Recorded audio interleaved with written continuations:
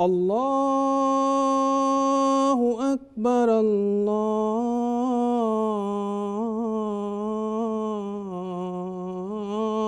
الله أكبر الله أكبر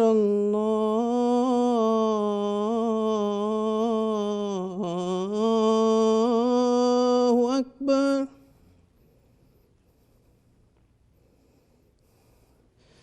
أشهد أن لا إله إلا الله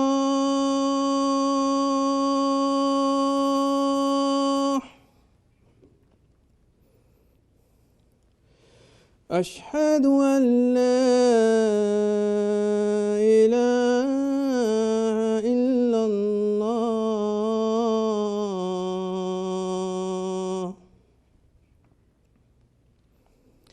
أشهد أن محمدًا رسول الله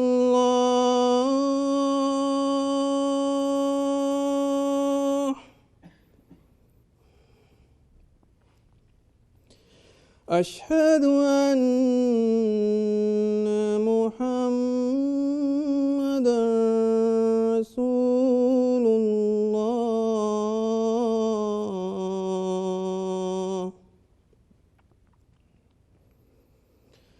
حي على الصلاة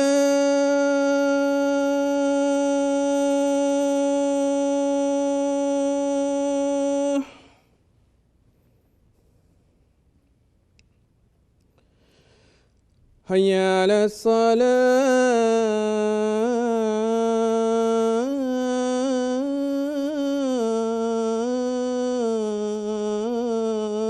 الصلاة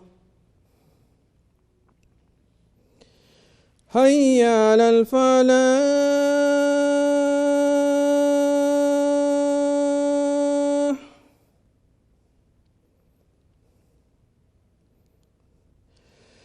حي على الفلاح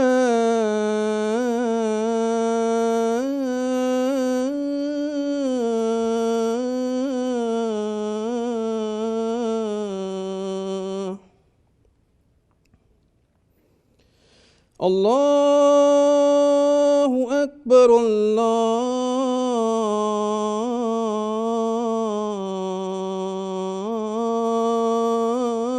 الله أكبر لا إله إلا الله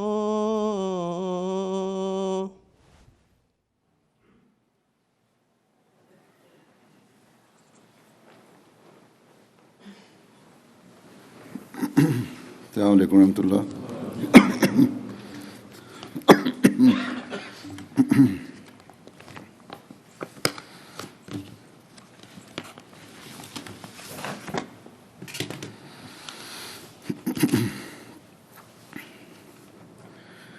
أشهد أن لا إله إلا الله وحده لا شريك له وأشهد أن محمدًا عبده ورسوله. أما بعد فأعوذ بالله من الشيطان الرجيم. بسم الله الرحمن الرحيم. الحمد لله رب العالمين الرحمن الرحيم مالك يوم الدين. إياك نعبد وإياك نستعين. اهدنا الصراط المستقيم صراط الذين أنعمت عليهم غير المغضوب عليهم ولا الضالين. إنما يعمر مساجد الله من آمن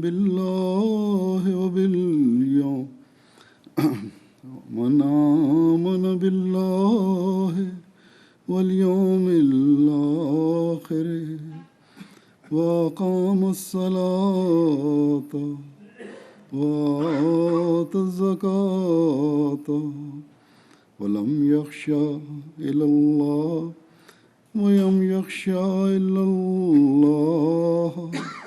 فعسى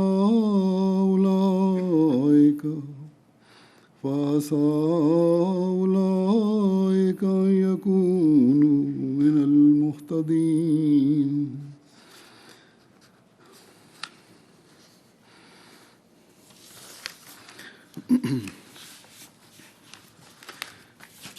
الحمدللہ جماعت احمدیہ رجائنا کو بھی اللہ تعالیٰ نے مسجد بنانے کی توفیق عطا فرمائی. ماشاء اللہ بڑی خوبصورت مسجد ہے. اس وقت جو یہاں جماعت کی تعداد ہے اور ارد گرد کے علاقوں سمیت یا قریبی علاقوں کے ساتھ وہ تقریباً 160 لوگ ہیں، اور مسجد کی گنجائش جو بتائی گئی ہے وہ مسجد کے ہالوں میں اور 400 افراد نماز پڑھ سکتے ہیں، اور اگر ضرورت ہو تو کامن ایریا میں بھی مزید 100 افراد کی گنجائش نکل سکتی ہے. گویا کہ اس وقت جو جماعت کی تعداد ہے اس کے لحاظ سے یہ مسجد موجودہ ضرورت سے 3 گنا بڑی ہے.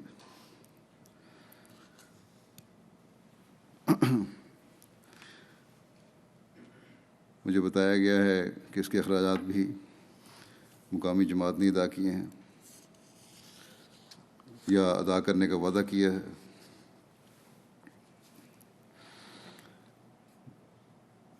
بلکہ کل جو خرچ ہوا ہے نقد رقم کے لحاظ سے اس کا بھی تقریباً تیسرا حصہ 2 افراد نے ادا کرنے کی ذمہ داری لی ہے، جن میں سے ایک ہمارے ڈاکٹر شمس الحق شہید کی بیوہ ہیں. یہ جو میں نے کہا کہ نقد رقم کے لحاظ سے یہ اس لیے کہ جب مسجد کی تعمیر کا کام شروع کرنے کا مرحلہ آیا اور کانٹریکٹرز کے سے رابطے کیے گئے تو کم سے کم ٹینڈر بھی یہ کہتے ہیں کہ 2.8 ملین کا تھا، جس میں باقی اخراجات ملا کر $3.5 ملین تک بات پہنچتی تھی. لیکن جو کل خرچ ہوا مسجد کی تعمیر میں اور اس کو مکمل کرنے میں وہ $1.6 ملین کا ہوا ہے. اب ایک دنیا دار اس بات کو سن کر حیران ہوگا کہ یہ کس طرح ہو سکتا ہے کہ ٹھیکے داروں کے کم سے کم ٹینڈر کے بھی مقابلے میں بھی نصف سے کم رقم میں مسجد کی تکمیل ہو گئی. یقیناً ایک دنیا دار اس کا اندازہ نہیں لگا سکتا، کیونکہ اسے نہیں پتہ کہ قربانی کیا ہوتی ہے. اور حضرت مسیح موعود علیہ السلام کی جماعت نے قربانیوں کے کیا معیار قائم کیے ہیں. جان، مال، وقت کو قربان کرنے کی جو مثالیں ملتی ہیں وہ بھی حضرت مسیح موعود علیہ السلام کی جماعت میں ملتی ہیں. یہ مزاج جماعت احمدیہ کا ہے ہر جگہ، چاہے وہ پاکستان کے احمدی ہوں، جانی و مالی قربانی پیش کرنے والے ہیں، چاہے وہ افریقہ کے رہنے والے احمدی ہیں، جن کے پاس اگر مال نہیں ہے تو وقت کی قربانی کر کے اور جو کچھ بھی ہے اس کو دے کر مساجد اور جماعتی کام کے لیے اپنے آپ کو پیش کرتے ہیں۔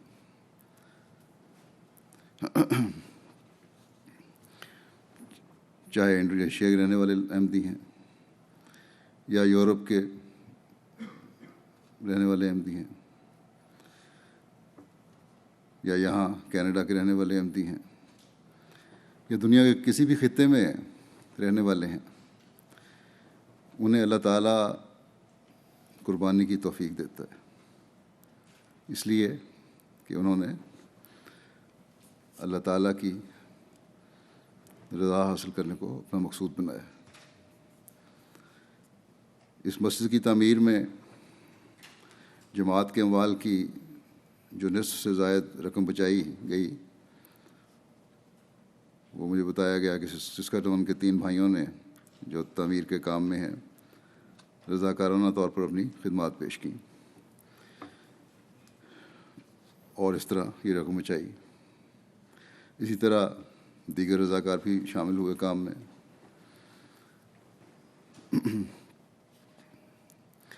ان بھائیوں کی جو کنٹریکٹر ہیں ان کی مدد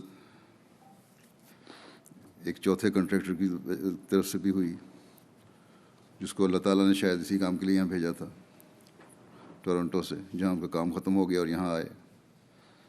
تو بہرحال ان سب نے مل کر یہ کام کیا، اور پھر باقی رضاکار بھی، جن میں سے جو یہاں مقامی لوگ بھی ہیں رجائنا کے، سسکاٹون سے بھی آئے، کیلگری سے بھی آئے، ایڈمنٹن سے بھی آئے، اور پھر ٹورنٹو سے بھی آئے، جن میں خدام بھی شامل ہیں، انصار بھی شامل ہیں۔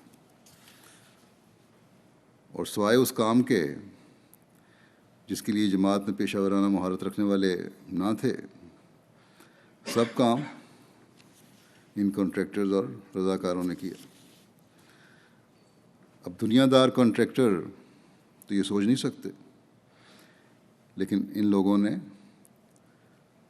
اپنے روپے اور وقت کی کوئی پرواہ نہیں کی۔ اسی طرح لجنہ نے بھی ان رضاکاروں کے کھانے کا انتظام کر کے علاوہ مالی قربانی کے اس خدمت کی وجہ سے اس تعمیر میں حصہ لیا، اور وہ بھی حصہ دار بن گئیں۔ مجھے بتایا گیا ہے کہ تقریباً 41,500 گھنٹے اس مسجد پر رضاکاروں نے کام کیا۔ بعض نے تو یہاں یہ نہیں دیکھا گیا ہوگا کہ کام کا وقت 8 گھنٹے ہے اور 5 دن کام کرنا ہے۔ میرے خیال میں بعضوں نے کئی گھنٹے دن رات ایک کر کے کام کیا ہوگا اور 7 دن تک کام کیا ہوگا۔ کوئی کام کی پابندی نہیں ہوگی، وقت کی پابندی نہیں ہوگی۔ یہ جذبہ اللہ تعالیٰ کے فضل سے احمدیوں میں نظر آتا ہے ہر جگہ، جیسا کہ میں نے کہا۔ ایک طرف بعض مسلمان دنیا میں بدامنی پھیلانے میں مصروف ہیں، تو دوسری طرف دنیا کے ایسے حصے میں رہنے والے احمدی مسلمان جو ترقی یافتہ اور دنیاوی ترجیحات میں بڑھا ہوا ملک ہے، اللہ تعالیٰ کا گھر تعمیر کرنے کے لیے اپنا مال اور وقت پیش کر رہے ہیں، اس لیے کہ حضرت صلی اللہ علیہ وسلم نے فرمایا کہ جو اللہ تعالیٰ کا گھر تعمیر کرتا ہے وہ جنت میں اپنے لیے گھر تعمیر کرتا ہے۔ اس لیے کہ اس زمانے کے امام اور حضرت صلی اللہ علیہ وسلم کے غلام صادق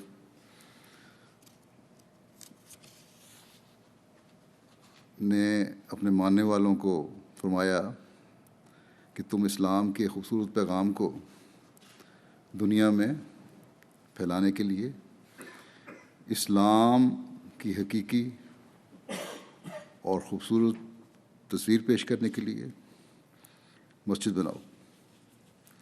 بس ان مسجدوں کی تعمیر میں یہ قربانی اس لیے ہے کہ جہاں اللہ تعالیٰ کی رضا کو حاصل کریں، وہاں اسلام کے بارے میں غلط تصور کو، غلط فہمیوں کو دنیا کے ذہنوں سے نکالیں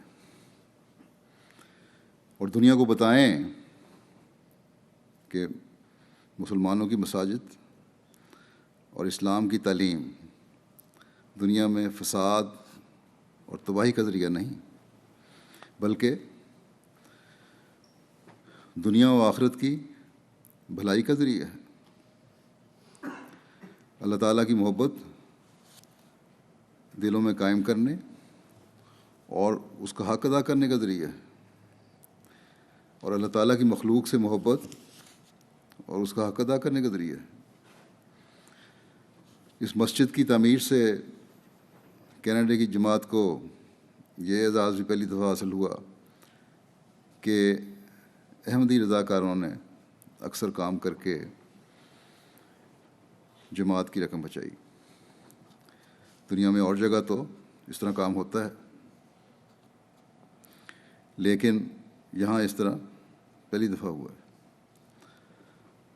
اللہ تعالیٰ ان تمام قربانی کرنے والے، چاہے وہ مالی قربانی کرنے والے ہیں، وقتی قربانی کرنے والے ہیں، مرد ہیں، عورتیں ہیں جنہوں نے بڑی بڑی رقمیں ادا کی ہیں یا وعدے کیے ہیں، ان سب کو جزا دے اور ان کے اموال و نفوس میں بے انتہا برکت ڈالے۔ ہمیشہ یاد رکھنا چاہیے کہ مسجد ہماری تربیت کے لیے بھی اور تبلیغ کے لیے بھی انتہائی اہم ہے۔ اس لیے میں نے امیر صاحب کو کہا تھا کہ وہ چھوٹی مسجدیں بنائیں، لیکن ہر جماعت میں مسجد بنانے کی کوشش کریں۔ انہوں نے مجھے بتایا کہ اب ہم نے یہی پروگرام بنایا ہے اور ہماری یہی کوشش ہے کہ چھوٹی مسجدیں بنائی جائیں اور زیادہ سے زیادہ بنائی جائیں۔ لیکن میں یہ بتانا چاہتا ہوں کہ باوجود اس کے کہ ہم چھوٹی مسجدیں بنانے کا پروگرام ہم نے بنایا ہے، ہمارے وسائل ایسے نہیں کہ ہر جگہ جلد سے جلد مسجد بنا سکیں۔ اس لیے یہ جو رضاکارانہ کام، والنٹیئرز کا کام شروع کیا ہے مسجد بنانے میں، تعمیر کرنے میں، یہ ایک اچھی روایت قائم کی ہے، اسے اب جاری بھی رکھنا چاہیے اور جہاں تک ہو سکے رقم بچانے کی کوشش کرنی چاہیے۔ ایک جگہ مسجد کی تعمیر کی اہمیت بیان فرماتے ہوئے حضرت اقدس مسیح موعود علیہ الصلوۃ والسلام فرماتے ہیں کہ اس وقت ہماری جماعت کو مساجد کی بڑی ضرورت ہے۔ یہ خانہ خدا ہوتا ہے۔ جس گاؤں یا شہر میں ہماری جماعت کی مسجد قائم ہوگی تو سمجھو کہ جماعت کی ترقی کی بنیاد پڑ گئی۔ اگر کوئی ایسا گاؤں ہو یا شہر جہاں مسلمان کم ہوں یا نہ ہوں اور وہاں اسلام کی ترقی کرنی ہو تو ایک مسجد بنا دینی چاہیے، پھر خدا خود مسلمانوں کو کھینچ لاوے گا۔ لیکن شرط یہ ہے، یہ شرط آپ نے بیان فرمائی، اس کو سامنے رکھنا ہوگا۔ فرمایا کہ شرط یہ ہے کہ قیام مسجد میں نیت و اخلاص ہو، نیک نیتی سے ہو۔ مسجد بنانے کی شرط محض للہ اسے کیا جاوے، نفسانی اغراض یا کسی اور شر کو ہرگز دخل نہ ہو، تب خدا برکت دے گا۔ بس حضرت مسیح موعود علیہ الصلوۃ والسلام کی خواہش کو پورا کرنے کے لیے ہمیں کوشش کرنی چاہیے، لیکن ساتھ ہی اس شرط کو بھی مد نظر رکھنا ضروری ہوگا جو حضرت مسیح موعود علیہ الصلوۃ والسلام نے بیان فرمائی ہے کہ اخلاص ہو، صرف وقتی جذبہ اور جوش نہ ہو کہ صرف اچھی مسجد کی تعمیر ہی مد نظر ہو، بلکہ اس کے مقاصد کو پورا کرنے کی بھی ضرورت ہے. صرف نام و نمود کے لیے مسجد نہ بنائی جائے، صرف اس لیے نہیں کہ اتنی مالی قربانی کی ہے یا اتنے گھنٹے اپنا وقت دیا ہے یا کسی مقابلے کی وجہ سے. نہیں ہونا چاہیے. خالصتاً للہ مسجد کی تعمیر ہو. جیسا کہ میں نے ذکر کیا، ان تینوں بھائیوں اور کنٹریکٹر نے جو چوتھے کنٹریکٹر بھی شامل ہو گئے جنہوں نے تعمیر میں زیادہ حصہ لیا، مجھ سے کل ملاقات بھی کی اور اس بات پر خوش تھے کہ اللہ تعالیٰ نے انہیں توفیق دی کہ اس ثواب میں حصہ لیا. اب اللہ تعالیٰ نے انہیں بعض بڑے ٹھیکے بھی دلوا دیے ہیں. اللہ تعالیٰ بغیر نواز سے نہیں چھوڑتا، کبھی جلدی عطا فرماتا ہے، کبھی دیر سے. بلکہ ان بھائیوں میں سے ایک منصور صاحب، انہوں نے مجھے بتایا، لکھا ہے کہ ایک لڑکے نے جسے یونیورسٹی میں داخلہ مل گیا تھا، پہلے وہ کام بھی کر رہا تھا، انکار کیا کام سے. پھر اس کو خواب آئی کہ مسجد تعمیر کرنے کے لیے ٹھیکیداروں کو تمہاری ضرورت ہے. چنانچہ انہوں نے رابطہ کیا اور یہاں کام شروع کر دیا. اس دوران میں مالی حالات بھی ان کے خراب ہوتے گئے. ایک دن بیوی نے کہا کہ گھر چلانے کے لیے کوئی پیسے نہیں ہیں. اللہ تعالیٰ نے اس طرح نوازا کہ اسی دن یا اگلے دن والمنٹ ٹیکس کریڈٹ والوں نے کچھ رقم دے دی کہ تمہاری زائد رقم تھی، وہ رقم واپس آئی. پھر چائلڈ بینیفٹ کی طرف سے رقم آ گئی اور اس طرح ان کو $13,000-14,000 مل گئے. بس نیت کی نیکی شرط ہے، اللہ تعالیٰ پھر نوازتا بھی ہے. افریقہ میں اللہ تعالیٰ کے فضل سے کئی لوگ ہیں جو بڑی بڑی مساجد بنا کر دیتے ہیں. مجھے یاد ہے کہ جب میں گانا میں تھا تو ایک شہر جس میں کچھ عرصہ میں رہا ہوں، ٹمالے نام ہے اس کا، اس میں ہماری ایک مسجد تھی، چھوٹی سی کچے بلاکس کے بنی ہوئی مسجد تھی، جس پر اندر باہر پلستر کر کے اس کو مضبوط کرنے کی کوشش کی گئی تھی. جب میں خلافت کے بعد پہلے دورے پر گانا گیا ہوں تو ٹمالے بھی گیا اور میں نے دیکھا کہ وہاں ایک بہت بڑی 2 منزلہ مسجد ہے، جو یہ آپ کی مسجد ہے اس سے قریباً 3 گنا بڑی ہوگی. ساتھ اس کے دفاتر وغیرہ بھی ہیں.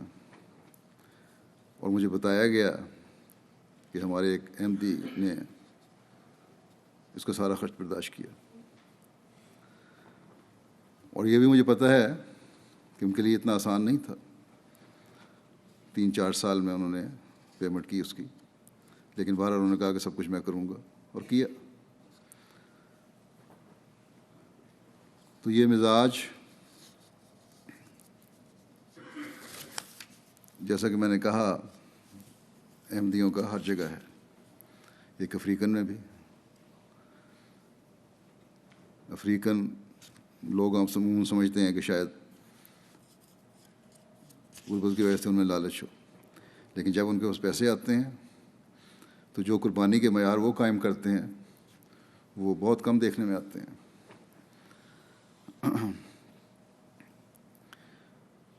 ہر جگہ یہ مزاج ہے کہ خدا تعالیٰ کا گھر تعمیر کیا جائے اور اس کے لیے قربانی کی جائے. پاکستان میں ہم مساجد تعمیر نہیں کر سکتے. لوگ بڑی بے چینی سے لکھتے ہیں بعض دفعہ مجھے کہ دعا کریں ہم مسجد بنا لیں. مسجد تو بنا نہیں سکتے قانون کی وجہ سے، کم از کم ایک ہال میسر آ جائے جہاں اکٹھے ہو کر نمازیں پڑھ سکیں. مینارہ اور گنبد تو دور کی بات ہے، مسجد بنانے کے لیے سادہ محراب بھی نہیں بنا سکتے کہ کمرے کی شکل میں آگے محراب نکال دیں. بلکہ بعض جگہ تو ایسی سختی ہے کہ قبلہ رخ کوئی عمارت بھی نہیں ہم بنا سکتے. لیکن اللہ تعالیٰ ہمیں باہر دنیا کے ممالک میں ایسا نواز رہا ہے کہ ہمارے تصور اور کوشش سے بھی بڑھ کر یہ اللہ تعالیٰ کی نوازشات ہیں، اور مساجد بنانے کی توفیق عطا فرما رہا ہے۔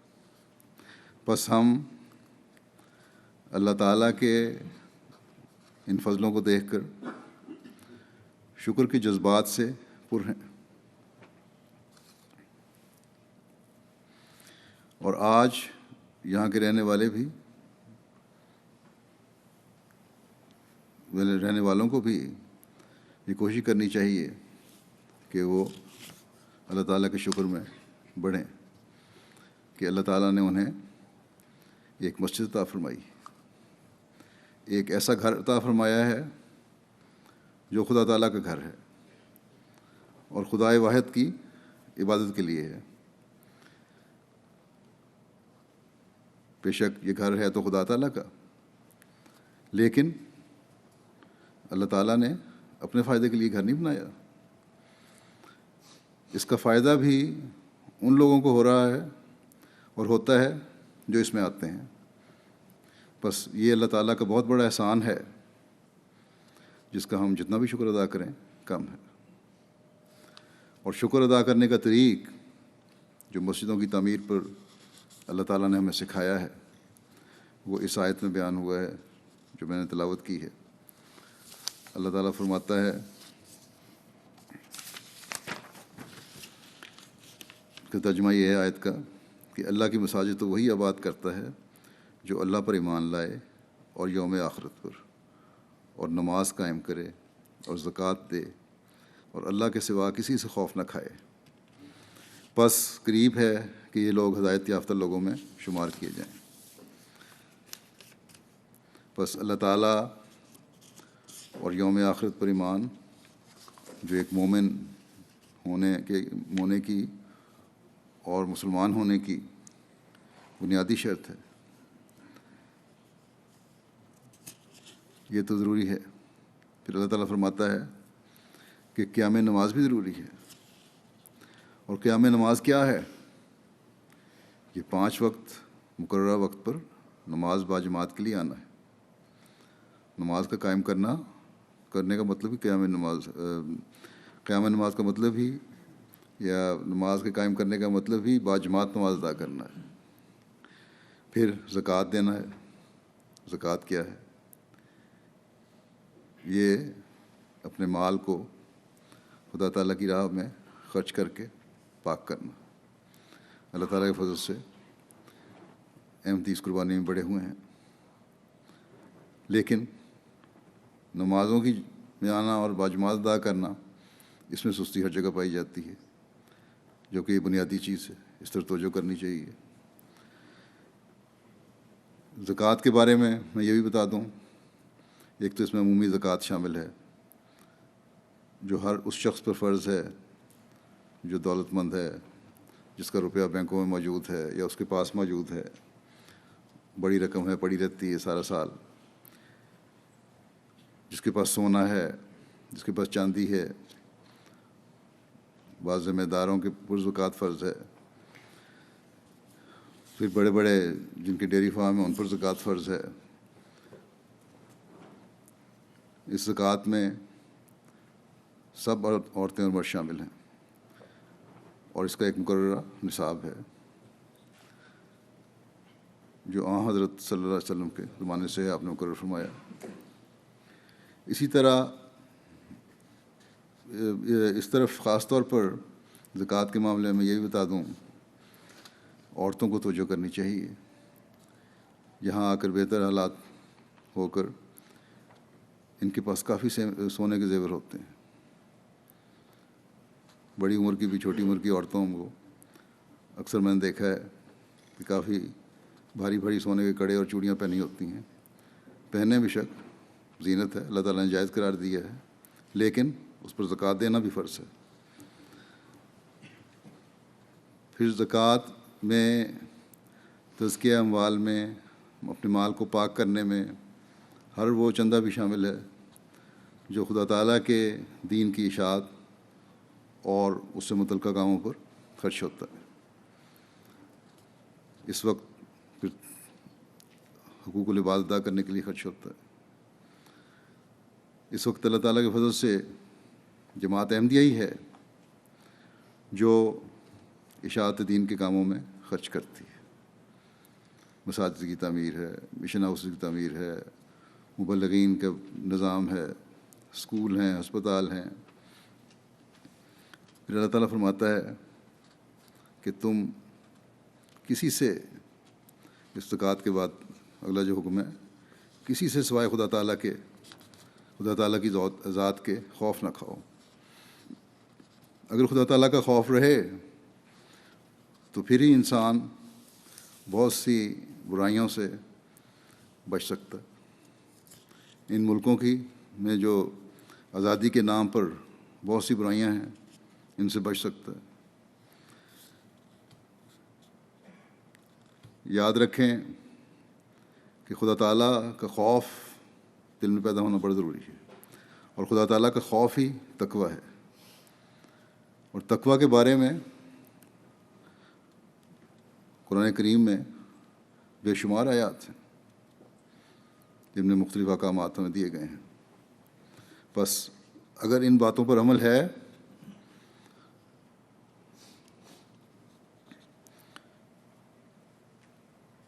تو سمجھیں کہ آپ اللہ تعالیٰ کے نزدیک ہدایت یافتہ شمار ہو سکتے ہیں، اور مسجد کی آبادی کے مقصد کو پورا کرنے والے ہو سکتے ہیں۔ اور یہی عمل ہیں اور یہی ایمان پر قائم ہونا اور پختہ ہونا ہے جو مسجد کی تعمیر کا مقصد پورا کرتا ہے۔ اور یہی چیز ہے جو خدا تعالیٰ کا شکر گزار بناتی ہے۔ ورنہ صرف اس بات پر خوش ہو جانا کہ ہم نے مسجد بنا دی اور نمازوں پر کبھی کبھار آ گئے، خدا تعالیٰ سے زیادہ بندوں کا خوف ہونے لگے، دنیا کے لالچ اور ترجیحات، دین اور اس کے فرائض کو بھلا دیں، تو پھر ایک عارضی ثواب تو شاید ایسے شخص نے کما لیا ہو، لیکن اللہ تعالیٰ کے مستقل فضلوں سے دور چلے جانے والے ہوں گے۔ بس اللہ تعالیٰ فرماتا ہے کہ مسجدوں کی حقیقی آبادی انہی لوگوں سے ہے جو ایمانی اور اعتقادی لحاظ سے بھی مضبوط اور عملی لحاظ سے بھی بڑھتے چلے جانے والے ہیں۔ سب سے پہلے یہ فرض جماعت کے عہدیداروں اور ذیلی تنظیموں کے عہدیداروں کا ہے کہ مسجدوں کی آبادی کو اپنی حاضری سے لازمی بنائیں۔ جماعت نے جو مال اور وقتی قربانی دی ہے، اس کا مستقل ثواب حاصل کرنے کے لیے عہدیداروں کو بھی اور ہر احمدی کو بھی کوشش کرنی چاہیے کہ اس وقت جو مسجد آپ کی تعداد سے 3 گنا بڑی ہے، اس کو چھوٹا کر دیں۔ اور مسجدیں چھوٹی اس وقت ہوتی ہیں جب نمازیوں کی تعداد بڑھتی ہے اور جماعت کی تعداد بڑھتی ہے۔ جماعت کی تعداد بڑھانے کے لیے تبلیغ بہت ضروری ہے، بلکہ انتہائی ضروری ہے۔ مسجد کی تعمیر پر اللہ تعالیٰ کی شکر گزاری اس رنگ میں کریں کہ حقیقی اسلام اور احمدیت کا پیغام یہاں کے رہنے والے ہر شخص تک پہنچائیں۔ اور یہ اللہ تعالیٰ کی شکر گزاری کے ساتھ لوگوں کا حق ادا کرنا بھی ہے۔ یہ ان لوگوں کا حق ہے کہ ہم ان تک اسلام کا حقیقی پیغام پہنچائیں، انہیں گند اور غلاظتوں سے باہر لائیں، دنیا کو اس کے خالق حقیقی کا پتہ دینا ہمارا کام ہے۔ اس وقت دنیا کی اکثریت دنیاوی ترقی اور اس کی چمک دمک اور اس میں گم ہو جانے کو سب کچھ سمجھتی ہے، لیکن ان کو یہ نہیں پتہ کہ ان عارضی روشنیوں کے آخر پر ایک گھوپ اندھیرا ہے جس میں ڈوبنے والے ہیں۔ ایسے وقت میں یہ افراد جماعت کا کام ہے کہ دنیا کو روشن انجام کے راستے دکھائیں، ان کو یہ بتائیں کہ یہ عارضی روشنی ہے، اصل روشنی وہ ہے جس کا آخر روشن ہے، اور وہ اللہ تعالیٰ کا حق ادا کرنے سے ملتا ہے، اس کی عبادت کرنے سے ہوتا ہے، اور بے نفس ہو کر عبادت کرنے سے ہوتا ہے۔ اور یہ اس وقت ہوگا جب ہمیں خود دنیا سے زیادہ آخرت کی فکر ہوگی۔ ہم دنیا کو ہم اسی وقت بتا سکتے ہیں جب خود ہم اپنے آپ کو بھی دیکھ رہے ہوں، اپنی آخرت کی بھی ہمیں فکر ہو، تبھی ہم آگے روشنی دکھا سکتے ہیں۔ محبت اور پیار کے صرف نعرے لگانے والے پھر ہم نہیں ہوں گے، بلکہ آپس میں ایک دوسرے کے حق ادا ادا کر رہے ہوں گے، اپنی باتوں کے معیار اونچے کر رہے ہوں گے، اللہ تعالیٰ کے پیار کو حاصل کرنے کی کوشش کر رہے ہوں گے، بلکہ ہمارے ہر قول و فعل سے جہاں اللہ تعالیٰ کے لیے پیار اور محبت کے چشمے ابل رہے ہوں گے، وہاں اللہ تعالیٰ کی مخلوق کے لیے بھی پیار اور محبت کے چشمے ابل رہے ہوں گے۔ جو لوگ ہمیں دور سے دیکھ کر اور ہمارے نعرے کو سن کر ہمارے قریب آتے ہیں، جو اسلام کی خوبصورت تعلیم ہمارے سے سن کے متاثر ہوتے ہیں، وہ قریب آ کر کبھی یہ نہ کہیں کہ تم جو دور سے نظر آتے تھے اس طرح قریب سے دیکھنے پر نہیں ہو۔ ہمیں چاہیے کہ ہم اخروی جنت کو حاصل کرنے کے لیے اس دنیا کو بھی جنت بنائیں، اپنی عبادتوں سے بھی اور اپنے عمل سے بھی۔ حضرت صلی اللہ علیہ وسلم نے فرمایا کہ جب تم جنت کے باغوں میں سے گزرو تو وہاں کچھ کھا پی لیا کرو، کھا اور پی لیا کرو۔ حضرت ابو ہریرہ رضی اللہ تعالیٰ عنہ اس مجلس میں بیٹھے تھے، اکثر ان سے روایات ہیں، وہ بیان کرتے ہیں کہ میں نے اس پر پوچھا کہ یا رسول اللہ صلی اللہ علیہ وسلم کہ جنت کے باغ کیا ہیں؟ اس پر آپ صلی اللہ علیہ وسلم نے فرمایا مساجد جنت کے باغ ہیں۔ پھر عرض کیا یا رسول اللہ صلی اللہ علیہ وسلم جنت میں کھانے پینے سے کیا مراد ہے؟ آپ نے فرمایا اللہ تعالیٰ کا ذکر، تسبیح، تحمید، سبحان اللہ کہنا، الحمدللہ، لا الہ الا اللہ، اللہ اکبر، یہ سب کہنا اور پڑھنا جنت کے کھانے اور پینے ہیں۔ بس نمازوں کے ساتھ مساجد میں بیٹھ کر تسبیح اور تحمید کرنا، اللہ تعالیٰ کی بڑائی بیان کرنا، اس دنیا میں جنت کے پھل کھانا ہے۔ اور جو اس طرح اللہ تعالیٰ کے ذکر اور اس کی عبادت کی طرف توجہ دینے والا ہو،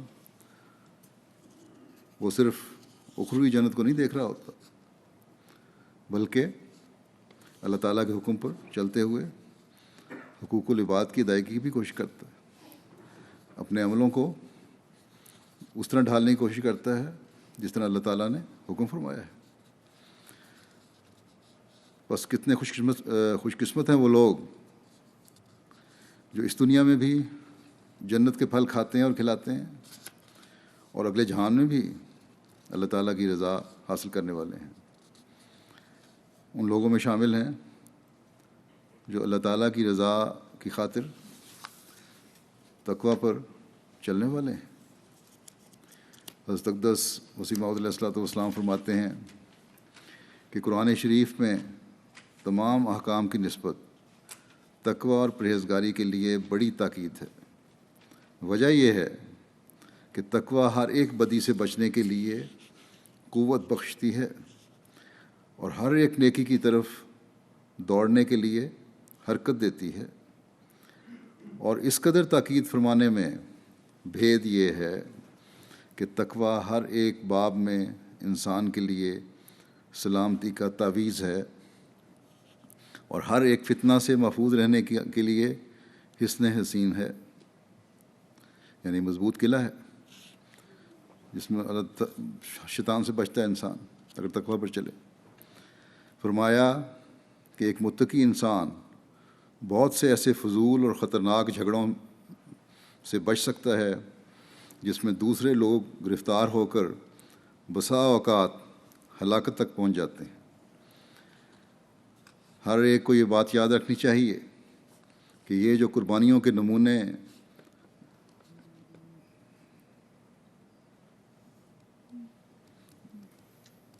دکھانے ہیں یا دکھاتے ہیں دکھائے ہیں،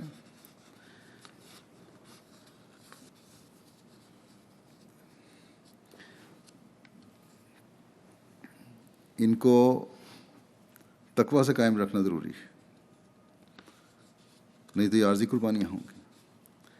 جیسا کہ میں نے کہا کہ شکر گزاری تبلیغ کا حق ادا کرنا بھی ہے، لیکن مسجد کے بننے سے بہت سے ایسے لوگ بھی ہوں گے جن کی خود بخود مسجد کی طرف نظر اٹھے گی اور مسجد دیکھ کر آپ کی طرف توجہ پیدا ہوگی، یہاں کے رہنے والے احمدیوں کی طرف توجہ پیدا ہوگی، اور اس وقت ہر احمدی کا عمل اور تقوی ہے جو دوسروں کی ہدایت کا باعث بنے گا۔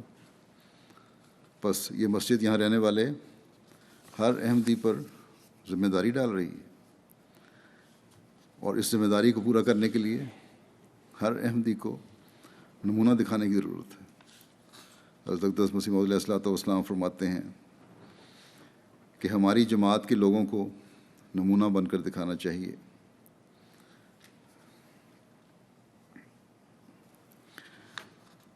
فرمایا کہ جو شخص ہماری جماعت میں ہو کر برا نمونہ دکھاتا ہے اور عملی یا اعتقادی کمزوری دکھاتا ہے تو وہ ظالم ہے، کیونکہ وہ تمام جماعت کو بدنام کرتا ہے اور ہمیں بھی اعتراض کا نشانہ بناتا ہے۔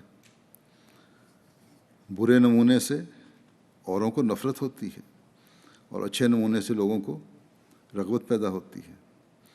آپ فرماتے ہیں کہ بعض لوگوں کے ہمارے پاس خط آتے ہیں اور وہ لکھتے ہیں کہ میں اگرچہ ابھی تک آپ کی جماعت میں داخل نہیں، مگر آپ کی جماعت کے بعض لوگوں کے حالات سے البتہ اندازہ لگاتا ہوں کہ اس جماعت کی تعلیم ضرور نیکی پر مشتمل ہے۔ آج بھی بہت سے لوگ مجھے لکھتے بھی ہیں اور بعض لوگ ملنے پر کہتے بھی ہیں کہ جماعت کے لوگوں کو دیکھ کر پتہ چلتا ہے کہ آپ کی تعلیم امن اور سلامتی اور پیار اور محبت کی تعلیم ہے۔ بس اس کردار کو جاری رکھنا، اس تعلیم کو مزید پھیلانا، اس کو مستقلاً اپنے عملوں میں ڈھالنا ہر احمدی کے لیے ضروری ہے۔ پھر حضرت مسیح موعود علیہ الصلوۃ والسلام فرماتے ہیں کہ خدا تعالیٰ بھی انسان کے اعمال کا روز نامچہ بناتا ہے، روزانہ کی ڈائری بن رہی ہوتی ہے جس میں لکھے جاتے ہیں اعمال۔ بس انسان کو بھی اپنے حالات کا ایک روز نامچہ تیار کرنا چاہیے۔ اللہ تعالیٰ تو بناتا ہی ہے، لیکن خود ہر شخص کو بھی چاہیے، ایک مومن کو بھی چاہیے کہ اپنے حالات کا ایک جائزہ لے، روزانہ اپنی ڈائری لکھے، دیکھے کیا میں نے اچھے کام کیے، کیا میں نے برے کام کیے۔ فرمایا کہ انسان کو بھی حالات کا ایک روز نامچہ تیار کرنا چاہیے اور اس میں غور کرنا چاہیے، پھر لکھ نہیں لینا بلکہ اس پہ غور کرنا چاہیے کہ نیکی میں کہاں تک آگے قدم رکھا ہے، انسان کا غور یہ کرنا ہے کہ ہم نے نیکی میں کس حد تک بڑھے ہیں، کل جہاں تھے اس سے آگے قدم رکھا کہ نہیں رکھا۔ فرمایا کہ انسان کا آج اور کل برابر نہیں ہونے چاہیے۔ جس کا آج اور کل اس لحاظ سے کہ نیکی میں کیا ترقی کی ہے برابر ہو گیا، وہ گھاٹے میں۔ اسی بات کو خوش نہ ہو جائیں کہ ہماری نیکی جو کل تھی وہ آج بھی قائم ہے اس پہ، بلکہ آپ فرماتے ہیں کہ قدم تمہارا کل کی نسبت آج کی نیکی میں بڑھے۔ اگر نہیں تو سمجھو تم فائدہ نہیں اٹھا رہے، نقصان اٹھا رہے ہو، گھاٹے میں جا رہے ہو۔ فرمایا کہ انسان اگر خدا کو ماننے والا اور اس پر کامل ایمان رکھنے والا ہو تو کبھی ضائع نہیں کیا جاتا، بلکہ اس ایک کی خاطر لاکھوں جانیں بچائی جاتی ہیں۔ بس آج دنیا کو ہلاکت سے بچانا احمدیوں کا کام ہے، اور لیکن اس کے لیے شرط وہی ہے کہ ہمارے قدم آگے بڑھیں۔ آپ فرماتے ہیں کہ ایک آدمی کی خاطر بھی لاکھوں جانیں بچائی جاتی ہیں۔ بس ہر احمدی کی بہت بڑی ذمہ داری ہے کہ دنیا کو بچائے۔ جب دنیا خدا کو بھول رہی ہے، ہمارا فرض ہے کہ ہم دنیا کو بچائیں۔ بعض اخلاقی لحاظ سے اگر بہتر لوگ بھی ہیں، بعض کہہ دیتے ہیں مذہب کو ہم نے کیا ماننا ہے، ہمارے اخلاق بہتر ہیں۔ بنیادی بعض اخلاق تو بہتر ہیں، روزمرہ کے اخلاق ہیں، ملنا جلنا تو بہتر ہے، کسی کا حق بھی بعض نہیں مارتے، لیکن بعض لحاظ سے آزادی کے نام پر اخلاقی طور پر یہ لوگ دیوالیہ ہو چکے ہیں، اور پھر قانون بھی ان کو تحفظ دے دیتا ہے۔ اللہ تعالیٰ کو تو دنیا بالکل بھول چکی ہے۔ ایسے میں ہم جو حضرت مسیح موعود علیہ السلام کی بیعت میں آئے ہیں،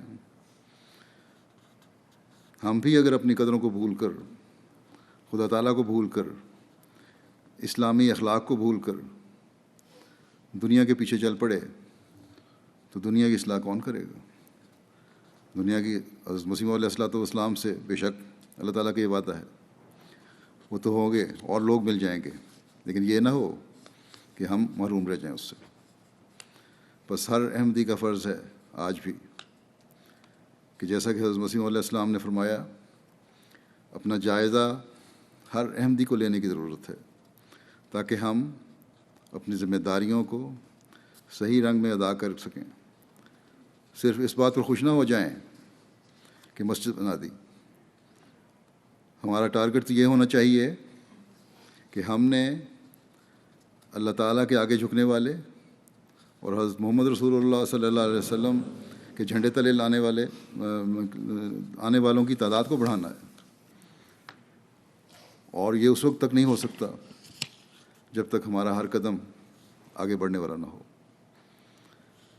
ہم میں سے ہر ایک اپنوں کے لیے بھی اور غیروں کے لیے بھی نمونہ نہ بن جائے۔ ہم میں سے کوئی کسی کو دکھ دینے والا نہ ہو، بلکہ اپنوں غیروں کا حق ادا کرنے والا ہو۔ حضرت مسیح علیہ السلام فرماتے ہیں، چاہیے کہ اپنے واسطے بھی اور اپنی اولاد، بیوی بچوں، خیش و اقارب اور ہمارے واسطے بھی باعث رحمت بن جاؤ۔ مخالفوں کے واسطے اعتراض کا موقع ہرگز نہ دینا چاہیے۔ بس ہم میں سے ہر ایک کو حضرت مسیح علیہ السلام کے اس درد کو محسوس کرنا چاہیے، اور اپنے وہ نمونے قائم کرنے چاہیے جو جماعت کی نیک نامی اور حضرت مسیح علیہ السلام کی نیک نامی کا باعث بنے۔ اللہ تعالیٰ ہمیں اس کی توفیق عطا فرمائے۔ ہمارا کل ہمارے آج سے بہتر ہو، ہمارے بچے اور ہماری نسلیں اس بات کو سمجھنے والی ہوں کہ ان کے ماں باپ نے جو قربانیاں دیں، جو مسجدیں بنائیں، جو تبلیغ کے کام کیے اور بچوں کو دین کو دنیا پر قائم رہنے کی جو تلقین کی، وہی حقیقی دولت ہے جو ان کے لیے چھوڑی ہے. اور پھر آئندہ نسلیں اپنی نسلوں کے دلوں میں یہ سوچ پیدا کرتے چلے جانے والی ہوں، اور یہ سلسلہ اللہ تعالیٰ کرے کہ یوں چلتا رہے. اللہ تعالیٰ کے فضلوں کو ہماری آئندہ نسلیں بھی سمیٹتی رہیں. اللہ تعالیٰ کرے کہ ایسا ہی ہو.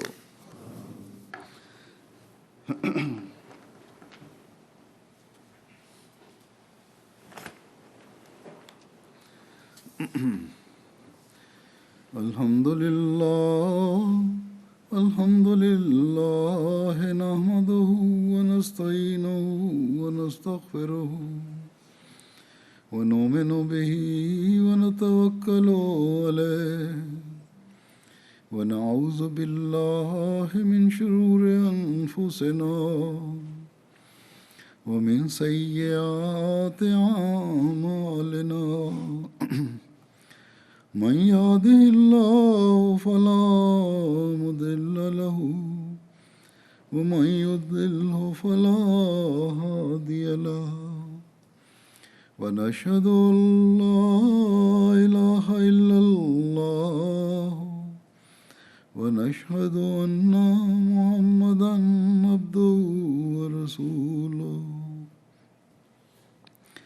عباد الله رحمكم الله إن الله يأمر بالعدل والإحسان وإيتاء ذي القربى وينهى عن الفحشاء والمنكر والبغي يعظكم لعلكم تذكرون. اذكروا الله يذكركم وادعوه يستجب لكم ولذكر الله أكبر.